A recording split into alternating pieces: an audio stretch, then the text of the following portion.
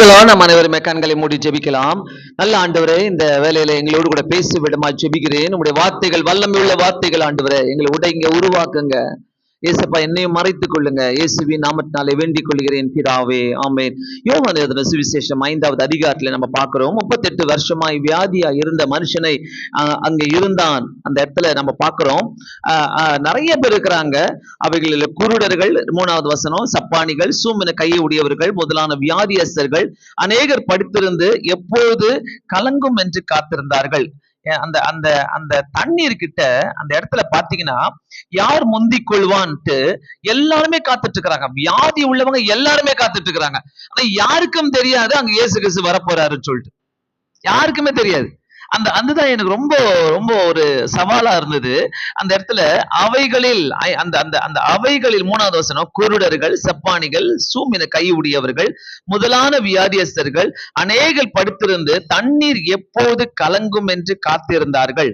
அதுல ஒருத்தன் 38 வருஷம் 38 வருஷமா வியாதி கொண்டிருந்த ஒரு மனுஷனை மட்டும் இங்க சொல்றாங்க. எங்க போனாங்க இந்த குருடர்கள்? எங்க போனாங்க இந்த சப்பானிகள்? எங்க போனாங்க சூம்பின கையுடையவர்கள்? எங்க போனார்கள் இந்த வியாதியஸ்தர்கள்? எல்லாருமே இருக்கிறாங்க அந்த இடத்துல. ஆனா ஏன் ஒரு ஆளு மட்டும் 38 வருஷமா? இப்போ குருடர்கள் எடுத்துக்கொண்டாங்க. ஒருவேளை அவங்க சின்ன வயசுல இருந்தே ஒரு குருடர்களா இருந்திருக்கலாம். சப்பானிகள் ஒருவேளை பிறக்கும் போதே அவங்க சப்பானிகளா இருந்திருக்கலாம், வியாதியஸ்தர்களா இருந்திருக்கலாம். ஆனா ஏன் இந்த 38 வருஷமா இருக்கிற இந்த மனிதனை மட்டும் இந்த இடத்துல குறிப்பாக சொல்லப்பட்டிருக்குது? 38 வருஷம் வியாதி கொண்டிருந்த ஒரு மனுஷன் அங்கே இருந்தான். சோ அங்க ஒரு குளம் இருக்குது. அந்த குளத்துல கொண்டு போய் விட்டா அவங்களுக்கு எல்லாம் அதெல்லாம் நல்லா ஆயிடும் சொல்லிட்டு அவங்களுக்கு ஒரு மனசுக்குள்ள இல்ல, அங்க ஒரு அபிப்பிராயம் இருந்தது, அங்க போனாலே சரியாகும்னு சொல்லிட்டு. எனக்கு ரொம்ப பிடிச்ச வசனம் என்னன்னாக்கா, இதுல எல்லாத்த விட 12வது வசனம், அதற்கு அவர்கள் உன் படுக்கையை எடுத்துக்கொண்டு நடவென்று உன்னுடனே சொன்ன மனுஷன் யார் என்று அவனிடத்தில் கேட்டார்கள். ஒரு கூட்டத்தார் அங்க குருடர்களும் சப்பானிகளும் வியாதியஸ்தர்களும் சூம்பின கையுடையவர்களும் ஒரு கூட்டத்தார் இருக்கிறாங்க. அவங்கள பார்த்தா ஒருத்தருடைய கதையும் ஷாக்கா இருக்குது. என்ன, எத்தனை வருஷமா இங்க இருக்கிறீங்க? நம்ம போயிருந்தா கண்டிப்பா, நான் போயிருந்தேனாக்கா அந்த இடத்துல அவங்களெல்லாம் கேட்டிருப்பேன், இங்க எத்தனை வருஷமா இருக்கிறீங்க, நீங்க எத்தனை வருஷமா இருக்கிறீங்க, உங்களுக்கு என்ன ஆச்சு, அவங்களுக்கு நான் கண்டிப்பா கேட்டிருப்பேன். இங்க எப்படி சாப்பிடுறீங்க, இங்கேயே எப்படி தங்கிட்டு இருக்கிறீங்க, எப்படி இது நடக்குது, அந்த குளத்துல கொண்டு போய் யார் விடுற அவங்கள? அப்போ எங்களை குளத்துல கொண்டு போய் விடுறதுக்கு யாரும் இல்லை என்று சொல்லி தண்ணீர் கலங்கும் போதுதான் விடணுமா. குளத்துல அந்த இறங்கி அங்க தெய்வ தூதன் ஒருவன் வந்து அவங்களை குளத்துல கொண்டு போய் விடும்போது அந்த தண்ணீர் கலங்கும் போதுதான் விடுமா. சோ இவங்கெல்லாம் எப்படி, ஒரு குருடர் எப்படி தேவ தூதரை பார்த்திருப்பாங்க? ஒரு சூம்பின கையுடையவன் வந்து ஏன் தேவதூதர் கூட போல? ஒரு சப்பானி ஏன் தேவதூதர்கள் வந்து அவங்களுக்கு எழுப்பி கூட்டின்னு போல?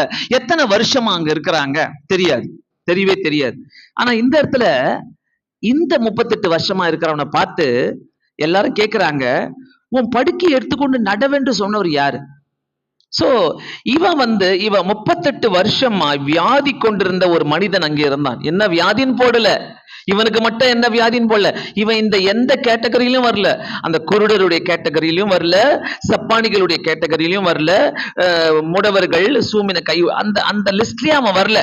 ஆனா அவன் 38 வருஷம் வியாதி. என்ன வியாதி? யாருக்கும் தெரியாது, யாருக்குமே தெரியாது. நான் இதை எப்படி பாக்குறேனாக்கா, யாரு உன்னை படுக்கையை எடுத்துக்கொண்டு நடன்னு சொன்னது யாரு? அப்போ இவனுடைய படுக்கையும் இவன் இருந்த இடமும் ஒரு சாபமான இடமா இருந்திருக்குது. எத்தனை பேர் அவனை பார்த்துட்டு போயிருப்பாங்க 38 வருஷத்துல? 38 வருஷத்துல எத்தனை பேர் அவனை உட்கார்ந்து, இவன் ஏன் இப்படியே படுத்துட்டே இருக்கிறானே சொல்லி நிறைய பேர் பார்த்துட்டு போயிருப்பாங்க. அவன் ஒருவேளை வியாதியா படுத்திருந்திருக்கலாம். நம்முடைய இருதயங்களில, நம்முடைய வீடுகளில, நம்முடைய காரியங்களில எத்தனை காரியங்கள் அப்படியே படுத்து கிடக்குது. இதுக்கு வழியே இல்லை போல. இந்த விஷயத்துக்கு அவ்வளவுதான், அதை ஊத்தி மறந்துட வேண்டியதுதான். இப்படியெல்லாம் நம்ம பேசுவோம்ல. இந்த விஷயத்தை நம்ம நினைச்சு பிரயோஜனம் இல்லை, இந்த விஷயத்துக்காக போராடி பிரயோஜனம் இல்லை, அது நம்ம கிட்ட கிடைக்க போறது இல்லை, நமக்கு அது வராது, நமக்கும் அதுக்கும் சம்பந்தமே இல்லை. சில காரியங்கள் நம்மளை ரொம்ப அப்படியே இரிட்டேட் ஆக்கும். நான் யோசிச்சு பார்த்தேன், 38 வருஷமா நிறைய முறை இந்த செய்தியை கேட்டிருக்கிறோம் நம்ம. 38 வருஷமா அவருக்கு யார் சாப்பாடு கொண்டு வந்திருப்பா? அவர் எப்படி அவர் போய் குளிச்சிருப்பாரு, எழுந்திருப்பாரு, டாய்லெட் போயிட்டு இருப்பாரு, அவர் எப்படி சாப்பிட்டிருப்பாரு, அவருக்கு சாப்பாடு யார் கொண்டு வந்திருப்பா, ஒண்ணுமே தெரியல. ஆனா 38 வருஷமா ஒருத்தர் இருந்தார் அங்க.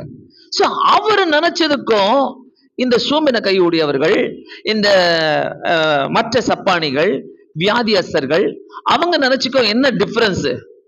ஏன் இப்படி ஒரு கூட்டத்தார் இருக்கிறாங்க? ஏன் இவனை மட்டும் ஆண்டவர் வந்து பார்த்து பேசுறாரு? அவனை பார்த்து ஏன் எல்லாரும் கேட்கிறாங்க, உன் படுக்கை எடுத்துக்கொண்டு போ நட என்று சொன்னதை யாரு, அது யாருன்னு கேட்கிறாங்க பாத்தீங்களா? உன் படுக்கை எடுத்துக்கொண்டு நடவென்று உன்னுடனே சொன்ன மனுஷன் யார் என்று அவனிடத்துல கேட்டார்கள். ஆமென். இந்த வார்த்தை தான் இன்னைக்கு சாயங்காலம் என்ன அதிகமா தொட்டுது. நான் சொல்றேன், வாட்டவர் என்ன வந்தாலும் சரி, உங்க வாழ்க்கையில எந்த சூழ்நிலை வந்தாலும் சரி, எப்படி வந்தாலும் சரி, உன் கூட இருக்கிறவர் யாரு கேட்கணும். உன் கூட இருக்கிறவர் யாரு? நீ யார நம்புற? எதுக்காக உன்னுடைய வாழ்க்கையில இப்படி எல்லாம் நடக்குது? இத மட்டும் மனசுல வைங்க, எதையும் பார்க்காதீங்க. உங்க சுற்றிலுமே உங்களை போல பலர் இருக்கிறாங்க. உங்களை சுற்றிலுமே சூம்பின கை உடையவர்கள் இருக்கிறாங்க, வியாதியஸ்தர்கள் இருக்கிறாங்க, உங்களை சுற்றிலுமே குருடர்கள் இருக்கிறாங்க, நிறைய பேர் இருக்கிறாங்க. அவங்களெல்லாம் நம்ம பார்த்துக்கிட்டு போனா இந்த உலகத்துல ஜெயிக்க முடியாது, ஜெயிக்கவே முடியாது. அவங்க ஆண்டவர் அறியாதவர்களா இருக்கலாம், அறிந்தவர்களா இருக்கலாம். ஆனா உனக்குள்ள இருக்கிற கிறிஸ்து உன்னை தூக்கி எடுத்தவர், உன்னை பார்த்து கேட்கிறாங்கல்ல, யாரு யாரு உன்னை உன் படுக்கை எடுத்துக்கொண்டு சொன்னது யாரு? உன் படுக்கையை எடுத்துக்கொண்டு போ நடவென்று சொன்னது யாரு? பா, அந்த இடம் தான் எனக்கு இன்னைக்கு சாயங்காலம் ரொம்ப ஒரு ஒரு முக்கியமான வார்த்தையா இருந்தது எனக்கு. அது யாரு உனக்கு சொன்னா? அது யாரு? உங்களை என்னையும் பார்த்து இந்த உலகம் கேட்கணும், இந்த உலகம் கேட்கணும். அந்த மாதிரி ஒரு வாழ்க்கையை நம்ம வாழணும். ஒருவேளை சடனா நம்மளுடைய கோபத்துல, நம்மளுடைய அப்செட்ல, நம்மளுடைய பல காரியங்களில எல்லா குணத்தையும் வெளியில கொண்டு வந்து போட்டுடலாம். இதுதான், இப்படிதான். அடுத்த நிமிஷம் அவங்க என்ன சொல்லுவாங்க, நீ என்ன ஜெபம் பண்ற, நீ என்ன பைபிள் வாசிக்கிற, நீ இப்படி இருக்கிறிய, நீ இப்படி பண்ற. அடுத்த நிமிஷமே நம்மள கிழித்து போடுறதுக்கு ஆள் இருக்கிறாங்க. ஆனா இவங்கிட்ட போயிட்டு 38 வருஷமா கழித்த பிறகு ஒருத்தர் போயிட்டு, ஜனங்க போயிட்டு அவர்கிட்ட என்ன கேட்கிறாங்க, உன் படுக்கையை எடுத்துக்கொண்டு போன்னு சொன்னது யாரு? உன் படுக்கையை எடுத்துக்கொண்டு நடவென்று சொன்னது யாரு? யாரு அது? யாரு? எதனா உங்களுக்கு சீக்கிரட்டா நடந்துட்டோம், எதனா உங்களுக்கு ஒரு அற்புதம் நடந்துட்டோம், 100 பேர்ல நீங்க மட்டும் செலக்ட் ஆகி எங்கேயோ போறீங்க, உள்ள நுழையறீங்க, உங்களுக்கு மட்டும் நடக்கட்டும். அடுத்த நிமிஷம் உன் பின்னாடி 10 பேர் வந்து கேட்கறாங்களா இல்லையான்னு பாருங்க. எப்படி? என்ன பண்ண? காசு கொடுத்தியா? லஞ்சம் கொடுத்தியா?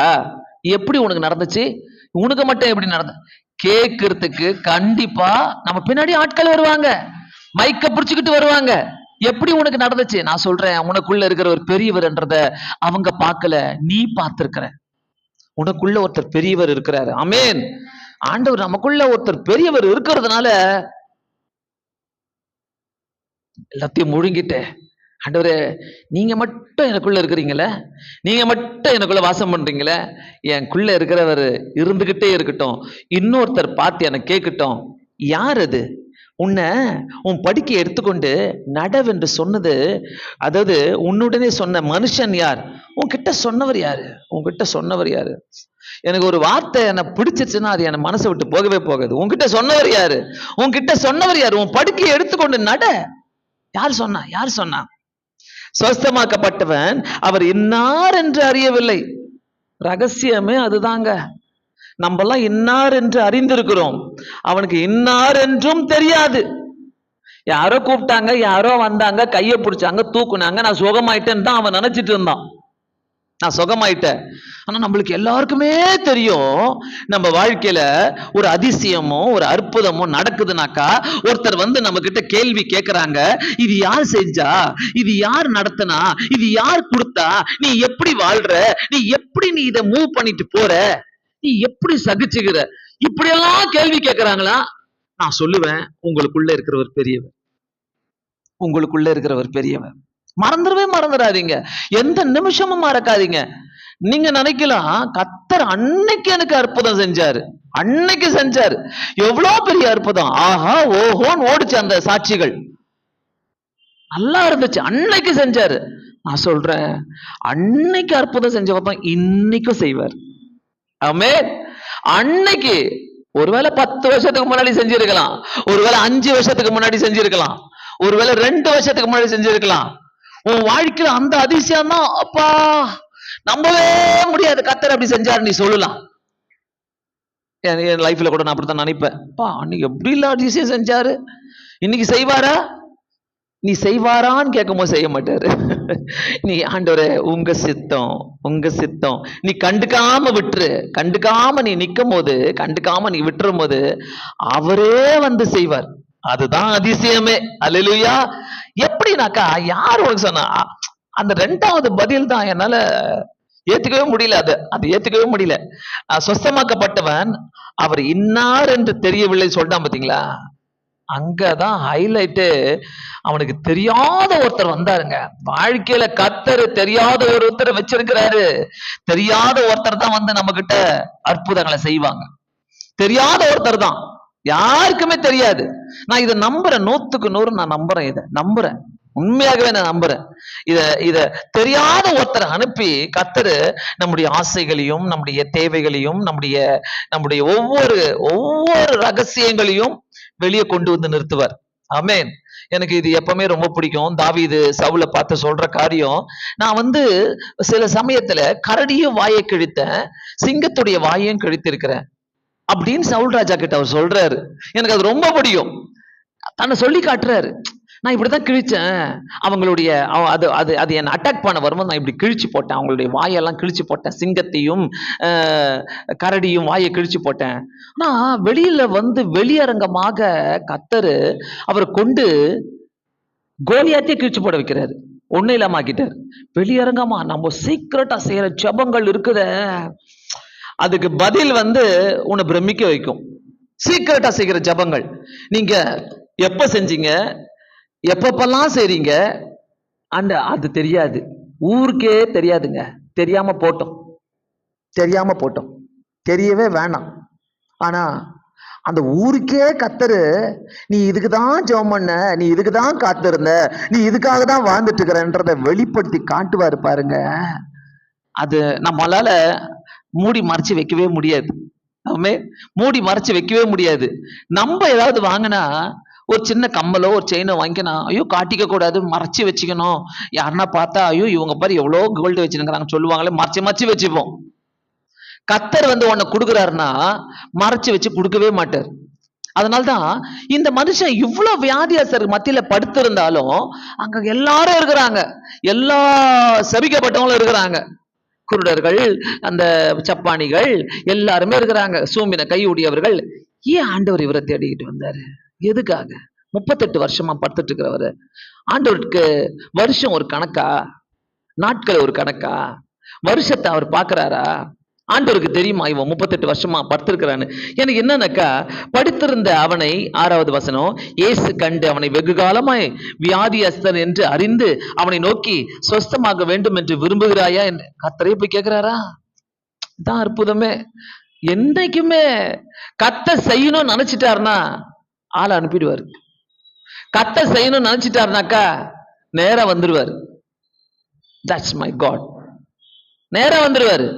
நீ விரும்புறியா சுத்தமாக்கப்படணும்னு விரும்புறியா, இந்த பிரச்சனையில இருந்து நீ வெளியில வரணும்னு விரும்புறியா? ஆண்டவர் இதாங்க கேட்பாரு. கர்த்தருக்கு என்ன தெரியுமா தேவை?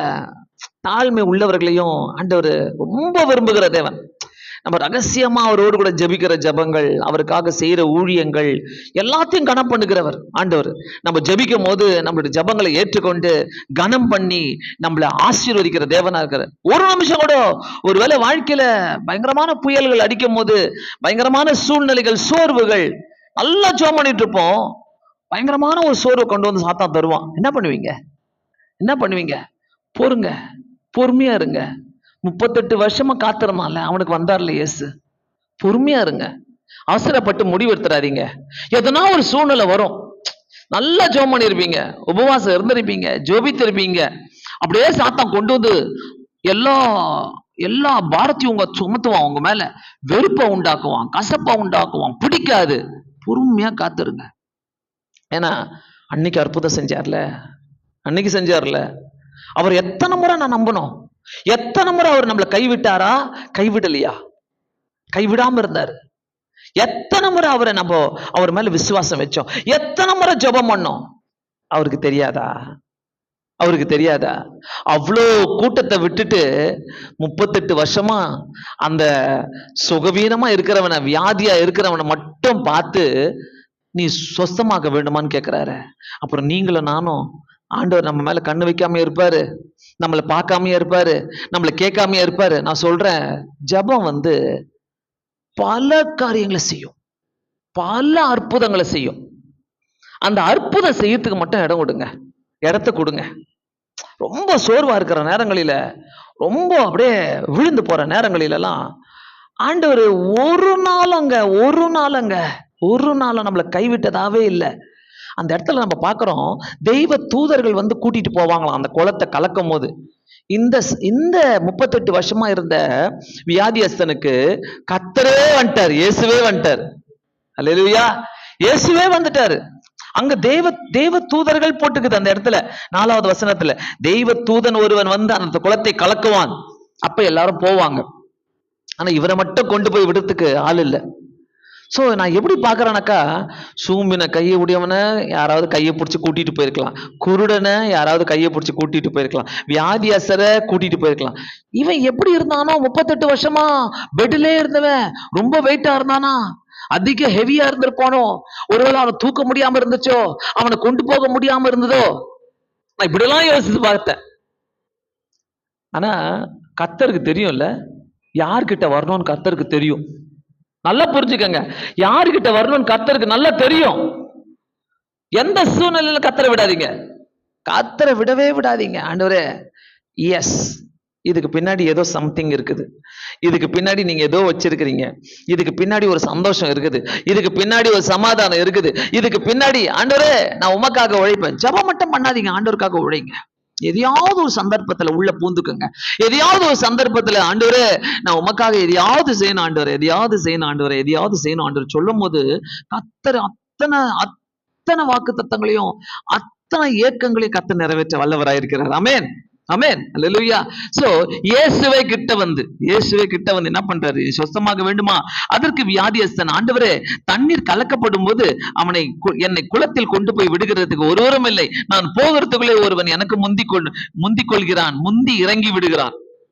நான் போகிறதுக்கு முன்னவே என்ன, நீ போகிறதுக்கு முன்னவே எல்லாம் நடக்கும்.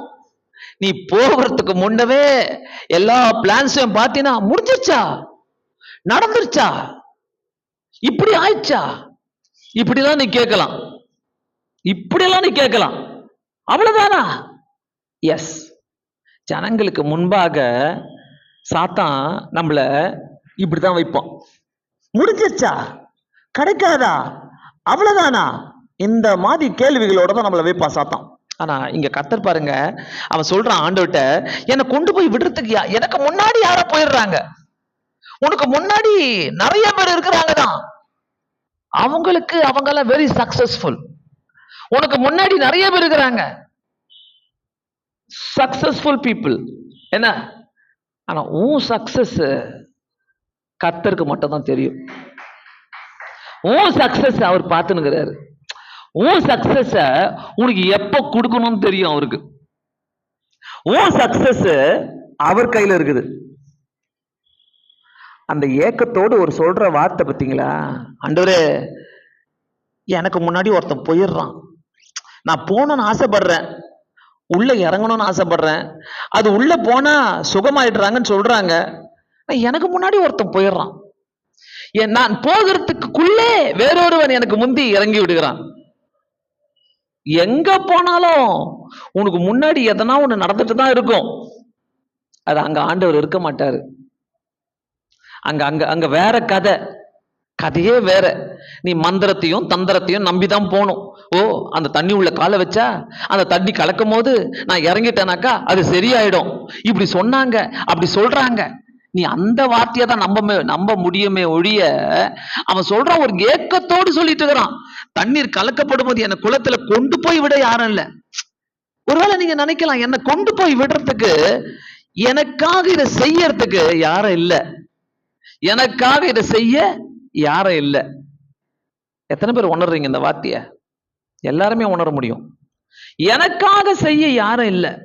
அவன் அதை தான் மீன் பண்றான். என்ன கொண்டு போய் விட யாரும் இல்லை.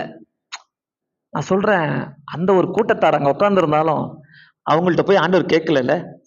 நீ எத்தனை வருஷமா சிக்கா இருக்கிற, எத்தனை வருஷமா நீ இப்படி எல்லாம் கஷ்டப்பட சொல்லி ஆண்டவர் கேட்கவே இல்லை.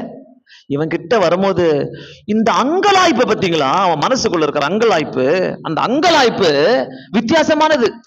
ஆண்டவர் என்னை யாரும் கொண்டு போய் விடல, எப்படி சொல்லியிருப்பான்ல அவன், எப்படி ஒரு ஏக்கத்தோடு சொல்லியிருப்பான்ல, என்னை கொண்டு போய் விடுறதுக்கு யாரும் இல்லை, என்னை சட்டை பண்றதுக்கு யாரும் இல்லை, எனக்காக செய்ய யாரும் இல்லை. எவ்வளவு ஒரு கருத்தான வார்த்தை பாருங்களேன். நான் பல முறை இந்த சாப்டர் நான் பேசியிருந்தாலும் இன்னைக்கு ஆவியானவர் என்னோடு கூட பேசுற வார்த்தை வித்தியாசமானது. ஏன்னா அவனுடைய வாழ்க்கையில அவன் அதை சொல்லும் போது என்னை குளத்துல கொண்டு போய் விடுக்கிறதற்கு ஒருவரும் இல்லை, ஒருவரும் இல்லை. நீங்க நினைக்கிற ஒவ்வொரு நிமிஷமும் எனக்கு ஒருத்தரும் இல்லை, எனக்கு ஒருத்தரும் இல்லை, எனக்கு ஒருவரும் இல்லை, எனக்கு ஒருத்தரும் இல்லை நினைக்கும் போதெல்லாம் உன் பக்கத்துல தான் கர்த்தர் நிக்கிறார். அல்லேலூயா. உன் பக்கத்துல தான் கர்த்தர் நினைக்கிறாரு. என்னைக்குமே நீங்க அந்த வார்த்தையை சொல்லும் போது when you feel pity on yourself, உன்னையே நீ பரிதாபப்பட்டு நீ நினைக்கும் போது உன் பின்னாடி தான் கர்த்தர் நிக்கிறாரு. அதான் பலமே, நம்மளுடைய பலமே கர்த்தர் தான். அந்த பலத்தை தருவாரு பாருங்க. என்ன கொண்டு போய் விட, என்கிட்ட பேச, எனக்காக பேச, எனக்காக இதை செய்ய யாரும் இல்ல ஆண்டவரே, யாரும் இல்ல ஆண்டவரே. Very very important word. எனக்காக பேச யாரும் இல்ல ஆண்டவரே. சொல்றீங்களா? இந்த சாயங்கால வேலையில் நீங்க சொல்றீங்களா? எனக்காக செய்ய யாரும் இல்ல ஆண்டவரே. கவலையே படாதீங்க, கவலையே படாதீங்க.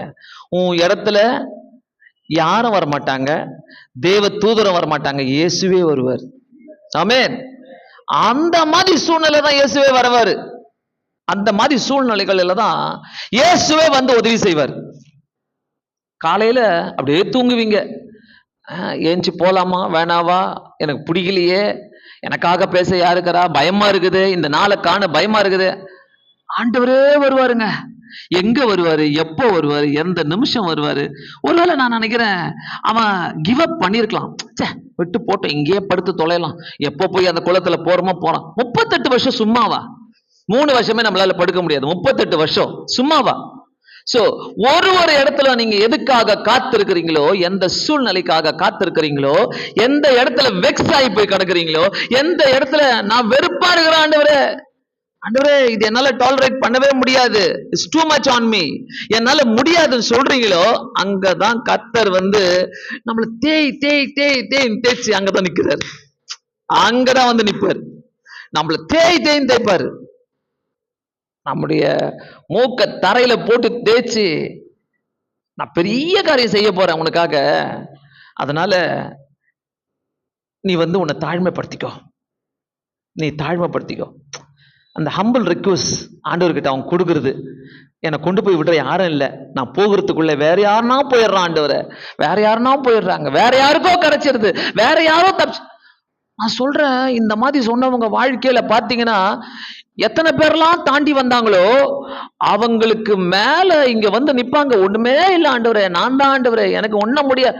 அவங்களதான் ஆண்டவர் தூக்கி எல்லாருக்கும் மேல நிறுத்துவார், எல்லாருக்கும் மேல நிறுத்துவார். கவலையப்படாதீங்க. 8வது வசனம், இயேசு அவனை நோக்கி, எழுந்திரு, உன் படுக்கையை எடுத்துக்கொண்டு நட. எங்க நடன்னு சொன்னாரு? குளத்துல போய் நடந்தாரா? குளத்துக்கு போனாரா? நோ. கர்த்தருக்கு எந்த குளமும் தேவையில்ல, கர்த்தருக்கு எந்த ஹெல்ப்பும் தேவையில்ல. அங்க வந்து இவனை தூக்கிட்டு போங்கப்பான்னு சொல்லல இயேசு. அந்த இடத்துல வந்து இவனை யாராவது தூக்கி கொண்டு போய் அந்த குளத்துல விடுங்க அங்க டெமோ பண்ணி காட்டல. ஆண்டவர் வந்து உனக்கு செய்யறதுக்கு முன்னாடி உன்னை சோதனைக்குள்ள வழி நடத்துவார் இல்லைய, அந்த சோதனையை ஜெயிக்கிறதுக்கு வழியை தப்பு பண்ணுகிறவர் தான் ஆண்டவர். ஆமா, உன்னை சோதனை கொடுப்பாரு, நிறைய சோதனை, நிறைய வழிகள், நிறைய அட்டெம்ப்ட், நிறைய ஆண்டவரே கசப்புகள், நிறைய காரியங்கள். ஒன்னும் புரியல ஆண்டவரே எனக்கு. எஸ், அங்கதான் ஆண்டவர் இருக்கிறாரு, ஏதோ செஞ்சிட்டு இருக்கிறாரு. ஆண்டவர் எதையோ செஞ்சிட்டு இருக்கிறார். நேரம் வந்தாரு, எழுந்துரு, ஒரே வார்த்தை எழுந்துரு. ஸோ இன்னைக்கு நம்ம இந்த வார்த்தையை கேட்டுக்கொண்டிருக்கிறோம்னா, நான் ஸ்ட்ராங்கா நம்புங்க, ஸ்ட்ராங்கா பிலீவ் பண்ணுங்க. ஆண்டவரே நான் எழுந்திருக்கிறேன், என்னுடைய ஆவிக்குரிய ஜீவியத்துல நான் எழுந்திருக்கிறேன், என்னுடைய ஆவியில நான் எழுந்திருக்கிறேன் ஆண்டவரே, என்னுடைய ஆவியில எழுந்திருக்கிறேன், என்னை உற்சாகப்படுத்துகிற வார்த்தையில நான் எழுந்திருக்கிறேன், எனக்கு நீர் கொடுத்த கருத்துக்களை, நீர் எனக்கு கொடுத்த வார்த்தைக்கு நான் கீழ்ப்படுகிறேன், எழுந்து நட என்று சொன்னார். உடனே அந்த மனுஷன் உடனே, ஆமென், ஆண்டவர் எழுந்து நடக்க சொல்லிட்டார்னா, ஆண்டவர் எழுந்து உன்னை உற்சாகப்படுத்தினா உடனே செய். உடனே உடனே நீ ஆண்டவருக்காக என்னென்னலாம் பலிகளை செலுத்தணும் நீங்க நினைச்சிட்டு இருக்கிறீங்களோ, ஆண்டவருக்காக நான் இதை செய்யணும், நான் அதை செய்யணும், இப்படி வாழணும், அப்படி இருக்கணும், எதெல்லாம் நீங்க ஆண்டவருக்காக வைக்கிறீங்களோ செய்ய மறக்காதீங்க. உடனே அந்த மனுஷன் சொஸ்தமாகி தன் படுக்கை எடுத்துக்கொண்டு நடந்து போனான். அந்த நாள் ஓய்வு நாளா இருந்தது. முடிஞ்சதா கதை? அவனுடைய கதையே அங்க முடிஞ்சது. 38 வருஷமா நடந்திருந்த அந்த கதையே அங்க முடியுது. அவன் சாப்டரே க்ளோஸ் பண்றார் ஆண்டவர். அவன் சாப்டரை க்ளோஸ் பண்ணி எழுந்து நட, போ போ. அவன் போயிட்டான். போயிட்ட பிறகு அங்க நிறைய குழப்பங்கள் நடந்தாலும் அங்கதான் கேள்வியே வருது. என்ன, உன்னை எடுத்துக்கொண்டு உன் படிக்கை எடுத்துக்கொண்டு நடவென்று சொன்னது யார்? ஆண்டவர் அற்புதம் செஞ்சிட்ட பிறகு, அற்புதம் செய்யறதுக்கு முன்னாடி, கர்த்தர் அற்புதம் செய்யறதுக்கு முன்னாடி உன் பிரச்சனையை பார்த்து, உன் சோதனையை பார்த்து, உன் வலியை பார்த்து, உன்னுடைய குழப்பத்தை பார்த்து, உன்னுடைய வேண்டாத காரியங்களை பார்த்து, உன்னுடைய வாழ்க்கையில நடக்கிற போராட்டங்களை பார்த்து, தூரத்துல இருந்து கையை கட்டிக்கிட்டு அப்படியே பார்த்துட்டு இருப்பாங்க சிலர்லாம். என்ன ஆட்டம் ஆடின, எப்படி இருந்த, இன்னைக்கு பத்தியா கர்த்தர் வச்சு வாங்குறாரு பத்தியா, நீ கஷ்டப்படுற பத்தியா, நீ எப்படி இருக்கிற பத்தியா, நீ படுற, தூரத்துல இருந்து பார்ப்பாங்க, சிரிப்பாங்க. உங்களுக்கெல்லாம் இந்த உதவி வேணுமா, இவங்களுக்கெல்லாம் செய்யவே கூடாது, கேட்க கூட கூடாது. போன் பண்ணி கேட்டா ஐயோ இதை கேட்டுருவாங்களோ அதை கேட்டுருவாங்களோன்னு பயம். அப்படி இல்லை கர்த்தர். கர்த்தர் அப்படி இல்லவே இல்லை. அந்த சோதனையெல்லாம் கொடுத்து உன்னை வெக்கப்பட வச்சு எல்லார் எதிர்க்கும் உன்னை கேண்டல் கேலி ஆக்கி உன்னை பெருசா செஞ்சு எல்லார் முன்னாடியும் ஒரு வீர நட போட வைப்பாரு பாருங்க. நட, எழுந்து நட, நட நடன்னு சொல்லிட்டு உன்னை நடக்க வைப்பாரு பாருங்க. யாராலையும் நிறுத்த முடியாதுங்க அந்த நடைய, யாராலையும் நிறுத்த முடியாது, ஒருத்தராலையும் நிறுத்த முடியாது அந்த நடைய. அவன் நிறுத்தினானா? நிறுத்தவே இல்லை. அவனை யாருமே ஒண்ணுமே பண்ண முடியாம இருந்தது. யாருமே அந்த அந்த இடத்துல பாத்தீங்கன்னாக்கா ஒண்ணுமே பண்ண முடியாது. அந்த கூட்டத்துக்கு எல்லாருக்கும் தெரிஞ்சது இது இயேசுவானதான் செஞ்சாரு, எல்லாருக்குமே தெரியும். அப்புறம் நிறைய பேர் வந்திருப்பாங்க ஒருவேளை ஆண்டவர்ட்ட, எங்களை சுகப்படுத்துங்க, எங்களை சுகப்படுத்துங்க, எங்களை சுகப்படுத்துங்க. ஒரு சாட்சி போதும் நம்மளுடைய வாழ்க்கையில, ஒரு சாட்சி. ஆண்டவர் செய்யற ஒரு பெரிய சாட்சி. ஆண்டவரே, அந்த சாட்சி தான் உன்னை அப்படியே தூக்கி வச்சிரும். அந்த தூக்கி வைக்கிற இடத்துல நீங்க உங்களை காப்பாத்திக்கிட்டீங்கன்னாக்கா என்னைக்குமே ஆண்டவர் அடுத்து அடுத்து அடுத்து அடுத்து செஞ்சுட்டே போவார். ஆண்டவருக்கு தேவை உண்மையா ஜெபிக்கிறவங்க, ஆண்டவருக்கு தேவை உண்மையா அவரை நேசிக்கிறவங்க, ஆண்டவருக்கு தேவை உண்மையா அவருக்காக ஊழியம் செய்யறவங்க. ஆண்டவர் பார்த்துக்கிட்டே இருக்கிறார். ஒரு நாளும் நம்மள கேலிக்கோ கிண்டலுக்கோ நம்மள வேண்டாத வார்த்தைகளுக்கோ நம்மள அடிமை ஆக்கவே மாட்டாரு. அவருக்கு தெரியும், என்னை நோக்கி கூப்பிடு, நான் உனக்கு எட்டாவதும் புரியாதமான பெரிய காரியத்தை செய்வேன். அதான் ஆண்டவர். அவன் என் மேல் வாஞ்சியா இருக்கிறபடியால் நான் அவனை விடுவிப்பேன். ஒரு வாஞ்ச, ஒரு குட்டி வாஞ்ச. ஆனா இதுல இருந்து நான் கத்துக்கிட்ட ஒரு பாடம் என்னன்னாக்கா, ஒரு பெரிய சக்சஸ் வேணும்னா ஆண்டவரை பார்த்துக்கிட்டே இருக்கணும். ஒரு வாழ்க்கையில நான் ஜெயிக்கணும்னாக்கா கர்த்தர் எனக்கு இருந்துகிட்டே இருக்கணும். என் வாழ்க்கையில என்ன யாருமே சட்டை பண்ணல, எனக்கு யாருமே இல்லை, இந்த சூழ்நிலையில நிக்கிறீங்கனாக்கா ஆண்டவர் மட்டும்தான் வர முடியும். அந்த இடத்துல அவர் மட்டும்தான் உன்னை எல்லார் முன்னாடியும் நடக்க வைக்க முடியும்.